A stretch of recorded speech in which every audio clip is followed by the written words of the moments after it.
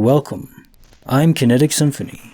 I hunt down and report on weird and true mysterious stories, from glitches to the paranormal. Did you know you can support the channel by joining? Or join my Patreon? Something to think about. Now onto the stories. Case file number 982, written by Infinite Cranberry 1, The Interstellar Gas Station. About 3 months ago, I went to pick up Chinese food at a place my husband and I go very often.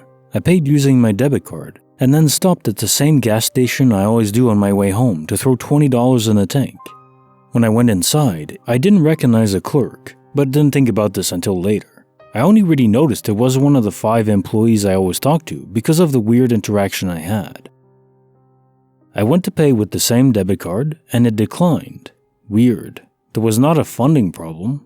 I went to check my phone to see if my bank had texted me about the charge for some reason, only to find that instead of having service, my phone displayed SOS where 5G usually would be. I have never seen that before. Very confused, I tried to use one of my credit cards, issued from a different bank. Declined. Now embarrassed, I found some cash and told the cashier what pump I was on. There was no one else at the gas station, and I walked back to my car, pulled out the pump, and tried to start pumping gas, to no avail. The pump wasn't cleared from the previous transaction. My phone was still saying SOS, and hairs on the back of my neck started sticking up. The street around the gas station, which should have been somewhat busy for a Saturday evening, was completely dead. I was utterly confused and felt disoriented. After pressing all 3 types of gas and the clear button several times, I went back inside and asked the clerk if there was something wrong with the pump. They looked at me as if they'd never seen or spoken to me before and asked which pump I was on. On the second trip, I was able to get it to work, but drove away with the strangest feeling. My phone only started working when I got back to my house, and there has never been any problems with my cell service or bank cards since. I know it seems really mundane, but I can't shake the feeling that I left reality or left this timeline for 30 minutes. Case notes are file 982, The Interstellar Gas Station. I believe that cell phones will read SOS if they're unable to connect to a normal tower. Effectively, it just means that it's an emergency feature. It'll force the phone to connect to any network if there's an emergency 911 call going through, even if it's not on your plan. So that in of itself isn't really that odd, although, given the area, I'm assuming you've been there before, given you know the clerk, or the clerk that's supposed to be there, the 5 of them. So the fact that you should have cell signal there, but you don't, is odd, in of itself. And then compounded by the fact that both your debit and credit card from a different bank, issued from a different bank, didn't work. To me, this implies that you're not in the same universe, even though it's a parallel universe that is very similar. The SIM encryption on your cell phone, the SIM card encryption, as well as the encryption on your cards, would still differ between universes, even if they're almost identical. It's so hyper-specific that they would still be different. It would explain why the cards wouldn't work, and it would explain why your cell phone wasn't able to connect to any network. The only thing I can't explain is why the pump didn't work after you paid the cashier. Because if you're in a different universe, you're still interacting with the people there, and the pump should have worked. So, maybe that could just be a coincidence. Maybe in that universe, that clerk was lazy or incompetent and activated the wrong pump. So effectively, universal crossover, for some reason, combined with laziness or a mistake. I could see it. Bonus file written by Trust5419, The Man Addicted to Electricity. This was about 20 years ago, in an apartment in San Diego, which was a new build. I lived there with my girlfriend for about a year. Then we broke up, she moved out, and a friend moved in because he needed a place to crash for a few months, and I could use the help on rent. We'll call him Z. I had a fold-out couch Z was staying on, and Z wasn't working. So he would pretty much watch TV all day or play video games while I was at work. In the evenings, we partied too much. Z would always complain that he couldn't sleep and would always find himself awake in the middle of the night, staring up at the corner of the room. I never thought of this, because alcohol and drugs mess with everything, so I was like, whatever, you're going to bed blackout drunk every night. So I had a DVD player with no buttons on it. You had to use a remote to control anything besides turning it on or off.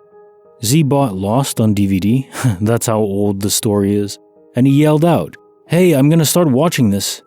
And I said, "Let me know when it's loaded up and I'll come out." A half hour passed, and I went out to find the place a mess. Long story short, he couldn't find the remote. We then collectively tore the place apart. We spent nearly 2 hours looking everywhere for the remote. Since we drank a lot, we even checked our cars, the dishwasher, and pockets and jeans that were in laundry baskets, literally everywhere. Since Z was staying on a pull-out couch bed, we, of course, took that all apart and it wasn't there. At this point, we felt defeated and agreed to go buy a new DVD player to watch Lost. We put the house back together and were sitting on the couch side by side, and I knew it was a long shot, but I thought I didn't check the freezer, even though we checked the fridge. So I said, "Hey, let me check one last place." Went to the freezer, not there. I went back to him, and the freaking remote was on the couch, exactly where I was sitting when I got up 20 seconds before to go to the freezer. Z was on his laptop right next to it the whole time. I picked it up and said, "Dude, where did you find it?" And he looked at me and turned white. We both ran outside and flipped out for 45 minutes. Over the period of the next few weeks, stuff that carries electrical charges went missing. Electric razor chargers, phone chargers, MP3 player chargers, and laptop cables. Z moved out on a weekday while I was at work. The room he was staying in was empty besides the furniture. When I got home from work, all those cables were in a corner of the room. I know this wasn't him messing with me because later on he made me mail a few to him. So once Z moved out for some reason, I couldn't sleep in my own bed, and I could only sleep on the couch. Almost every night, I would just wake up sitting on the couch, staring at one upper corner of the room, just as he said he did. Where I worked, once a month, I would have to work a late shift. As such, I got home at around 7 a.m., crashed on the couch, and around 10 a.m. I woke up and there was an old man standing in front of me about 4 feet away. I played it off as if I was just tired and dreaming, but I stared at him for about a minute and realized I was awake.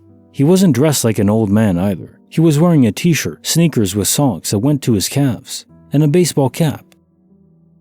After about 3 minutes, he, in an unnatural way, turned to look at me, made eye contact, then took a few steps and disappeared. I flipped the fuck out, and while I planned to move out of there in 2 weeks, I was gone in a few days. I have many more stories like this, but this one carries the most weight, so I wanted to share it while it was on my computer and could type it out. Case notes for the bonus file: The Man Addicted to Electricity. So I just want to say first off that having been homeless myself a decade ago, over a decade now, it's very wholesome that you gave your friend a place to stay. You know, obviously as a roommate situation, you're still paying rent, but it can be difficult to find a place that you trust someone to stay with. Now to the story, something just clicked in my brain as I was reading this. When you mentioned electrical cords and chargers, if spirits are fragments of souls, then presumably they still require some semblance of energy to reverberate, continue their existence within the realm, or maybe they require energy to phase into our dimensional pocket. Without it, maybe they can't do much. So in a sense, spirits would be drawn to that kind of energy, electricity, maybe other sources, heat, light. My guess though is it's like a battery. They can be charged and it can last for a long time. So obviously there's plenty of accounts of spirits appearing where there's no obvious source of energy. So I think it's a charge that's needed, but not necessarily in the moment. It can be carried over with them. And it would also explain why, in cases where there's lights on or other electronics active, if a spirit is nearby, often the lights will flicker, electronics will stop to work, and it's simply a voltage drop because the spirit is literally drawing power from the circuit. That's a really interesting idea. It just kind of clicked in me. I don't know if it's true, but it kind of fits, doesn't it? Time for the daily story, or quote. I'll try to phase these in. During the gold rush, a man who had been mining in Colorado for several months quit his job, as he hadn't struck gold yet, and the work was becoming tiresome. He sold his equipment to another man who resumed mining where he had left off. The new miner was advised by his engineer that there was gold only 3 feet away from where the first miner stopped digging. The engineer was right, which means the first miner was a mere 3 feet away from striking gold before he quit. Now, the moral of the story, of course, is when things get hard, it can be so easy to quit, but you might just be a few feet away from gold. So no matter how hard things get, continue to persevere. It's worth it.